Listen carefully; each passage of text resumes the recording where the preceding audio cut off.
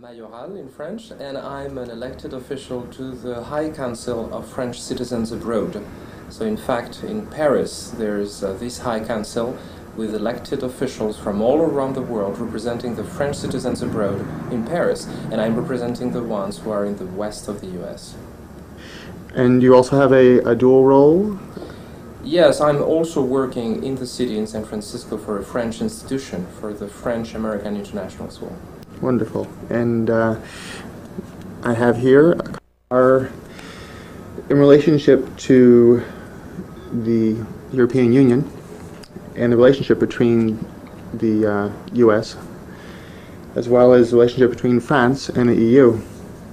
So the first question I have for you is, since the formation of the EU, how would you characterize the economic relationship between the EU and US? I think the relationship and the economic one is a very strong one between both sides of the Atlantic. And that was true, in fact, as soon as the end of the the Second World War happened.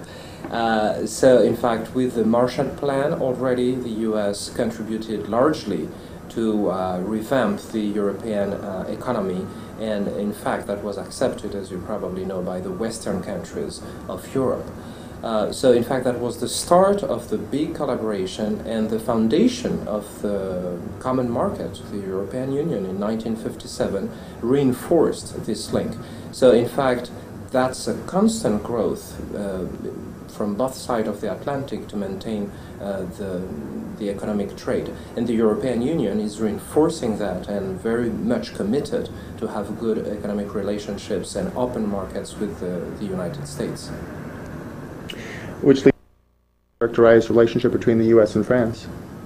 So in terms of economics, France is one of the major contributors and investors in the U.S., and that was not affected by the recent difficult relations last year surrounding the issue of Iraq. So the investments, French investments here, are still constant and growing. So I think there is no here a matter of affecting economics. There is a very clear difference between politics in one side and economics in the other side. Excellent.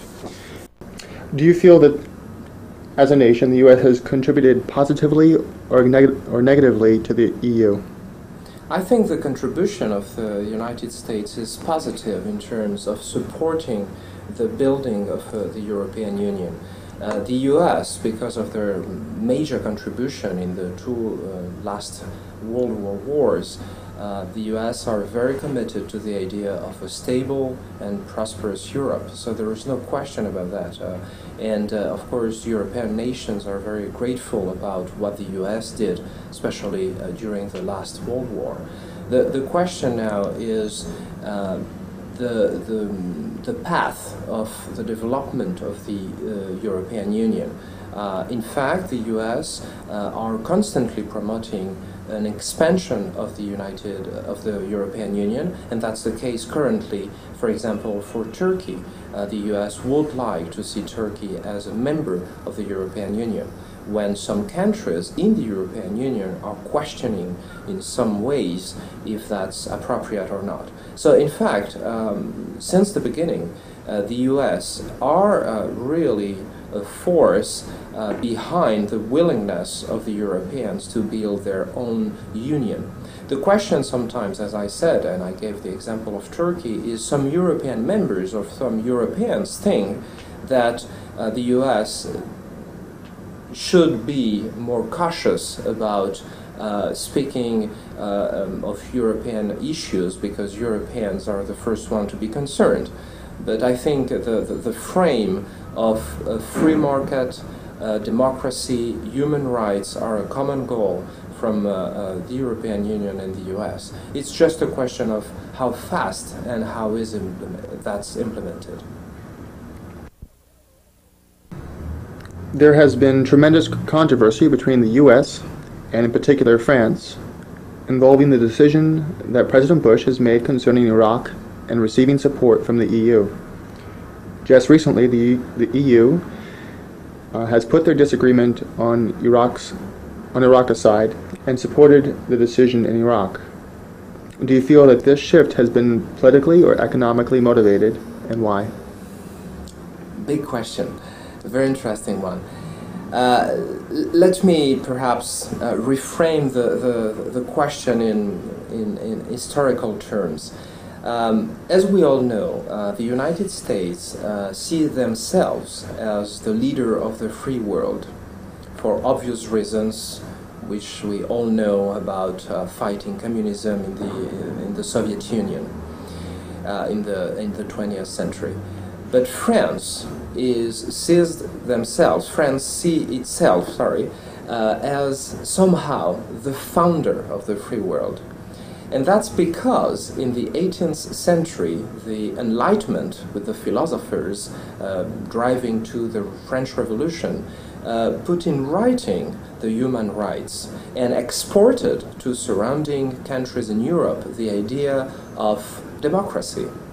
So, in other words, those two countries, the US and France, are sharing the same historical goals in terms of democracy, freedom, open markets. They share those issues, but both of them perceive themselves as leaders in that field. So somehow, some ways, constantly through history, they compete in ways where sometimes it's a shame, really, because the goals are the same, but the way to achieve those goals are not the same. So, for example, in the case of Iraq, the two countries agreed on the fact that Saddam Hussein was a brutal dictator. There is no question about that. But the ways to bring democracy to Iraq are different according to the two philosophies of the two countries. Basically, the US think that the use of force can be helpful, and basically France thinks that the more useful way to do is to deal with the current ruler and to make sure this ruler along the years is going to shift from dictatorship to democracy. So, you know, the way to achieve the final goal, which is the same one, is different. So, for example, for France, a good way to deal with Iraq, to have a war and to invade the country, the thought, and they still think in France, is not a good way to achieve that.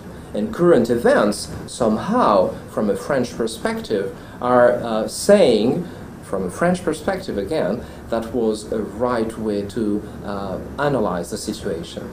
Now, concerning the European Union, in fact, France and Germany were not an agreement with the US on how to deal with Iraq.